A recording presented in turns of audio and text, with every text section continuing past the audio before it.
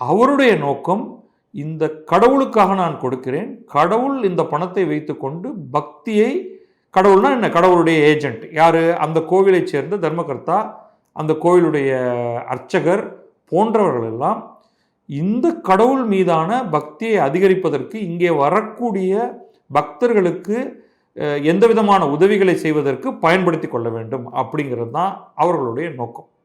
ஆனால் ஆக்சுவலாக என்ன ஆகுது, அந்த பணம் எடுக்கப்பட்டு எங்கேயோ ஒரு இடத்துல முதல்வருடைய கான்ஸ்டியூன்சியில் ஒரு கல்லூரி கட்டப்படுது. எந்த விதத்தில் நியாயம்? முதல்வர் தன்னுடைய கான்ஸ்டியூன்சியில் கல்லூரி, அந்த கான்ஸ்டியூன்சிக்கும் மயிலாப்பூருக்கும் சம்மந்தமே கிடையாது. சென்னையில் இருக்கு ரெண்டும் அப்படிங்கிறது தான், தமிழ்நாட்டில் இருக்கு அப்படிங்கிறது தான். அதே மாதிரி இவர்கள் திருச்செந்தூர் கோவிலில் இருக்கக்கூடிய பணத்தை வைத்துக்கொண்டு அவர்கள் அதை ஒரு இடத்துல செலவு செய்யலாம். இப்படி எங்கெல்லாம் பணம் அதிகமாக இருக்கோ அதில் அந்த கடவுள், அந்த கோவில், அந்த கோவிலை சுற்றி இருக்கக்கூடிய இடங்கள்ல மத சம்பந்தமான முறையில், இந்து மத சம்பந்தமான முறையில் அந்த பணத்தை செலவிடுவதற்கு பதிலாக இவர்கள் பண்ணுவதெல்லாம் என்னன்னா, ஒரு அரசாங்கம் என்ன செய்யணுமோ, என்ன செய்ய தவறி விட்டதோ, முதல்வருடைய கான்ஸ்டிட்யூன்சியில் கல்லூரி வேணும்னா அதை அவருடைய நிதியிலிருந்து அவர் கொடுக்கணும்.